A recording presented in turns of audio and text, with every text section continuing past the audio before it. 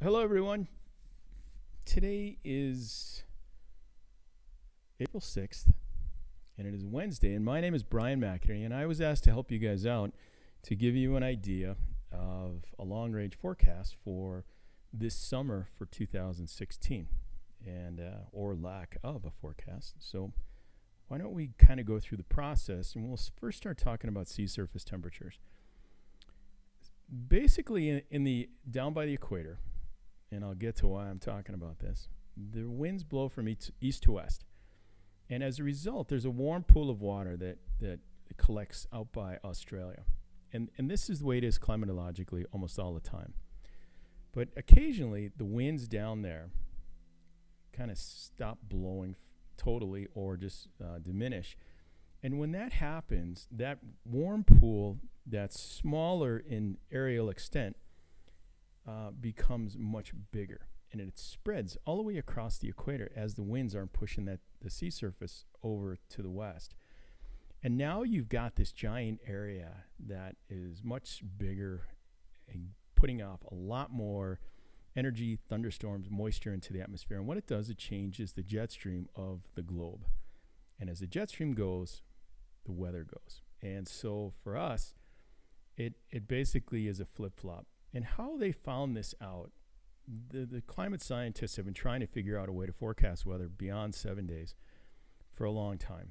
And they really can't do it. But they did find a correlation between sea surface temperatures in the equatorial Pacific right about this range here. And if you look, there's Hawaii. And it's about 170 degrees west, 120 degrees west, 5 degrees north, 5 degrees south.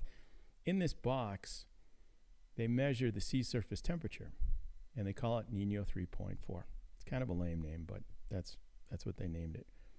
And then they categorize it as weak, moderate, strong, very strong for El Nino, which is warming of the sea surface temperatures, and La Nina, which is cooling of the sea surface temperatures. When you get El Nino and you get a strong or very strong, there's a correlation there. And you basically, in the western U.S., get a flip-flop in the weather. Areas that are warm and dry, like the desert Southwest, becomes cooler and wetter. Areas that are cool and wet, like the Pacific Northwest, become warmer and drier, theoretically. If you're in the weak or moderate phase, there's really not much correlation. And you're back to 7 days, getting a good forecast. Beyond that, it's kind of guesswork. Same thing for La Nina, but you also get enhancement of your original weather conditions, theoretically. If you're warm and dry, you're going to get warmer and drier. And if you're cooler and wet, you get cooler and wetter. And you can see the strongest years were 82, 83, 97, 98. And during that time, we had a really, really good, strong seasons for snow, but it's a very small sample size. So realistically, northern Utah really doesn't have much of a signal. If you look at Alta, the scatter plot is very round. There's not much correlation. But southern Utah does have, and Arizona, desert Southwest, has a good correlation on a very strong El Nino. So where are we with the current El Nino? Here's the sea surface temperatures as we stand from January through February and then at the end of March. And you say, well, that's great, but what are the anomalies? The anomalies show that we had a very strong El Nino, but it's fading at a really big clip. And it's expected to go back to neutral conditions, basically average temperatures in the equatorial Pacific by, I'd say late April into May. When you look at this by depth, what you see is that warm pool is fading. And there's a cold pool that is underneath that. And the scientists indicate that they think we're going to go into a La Nina by the fall.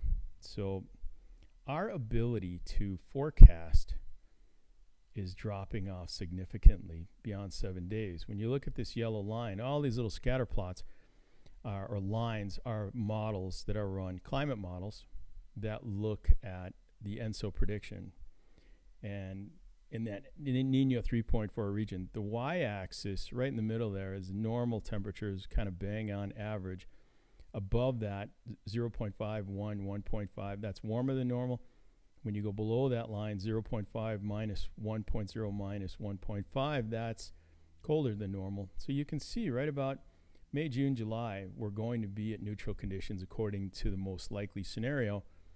And as a result, our ability to forecast beyond 7 days goes away. That's the reality of the situation. You can see 10-day forecasts on TV, but when we look at the models at the National Weather Service, it's kind of a fairy tale out to 7 days. 5 days is more accurate, but the question was, what's going to happen with the summertime conditions? And in reality, we are going to, let's see if this guy will change on me. The bottom line, let me get back to that, is that we cannot accurately forecast beyond 5 to 7 days as this strong El Nino goes away. And that's unfortunate because you want to know, what's going to happen. And our whole country is trying to figure this out for commerce and all these things. But this is where the science is right now. And I'm sorry to give you guys this kind of bum news. It's a long way to say we're not sure. But if I can do anything else for you, that's my contact info, my phone number. That's my cell phone. And that's my email. Call me anytime if I can help you out, even if it's something like this, to say we just don't know beyond 5 to 7 days. So that's where we are. And if you guys need anything else, give me a call. And I hope you have a nice rest of your meeting. Thank you.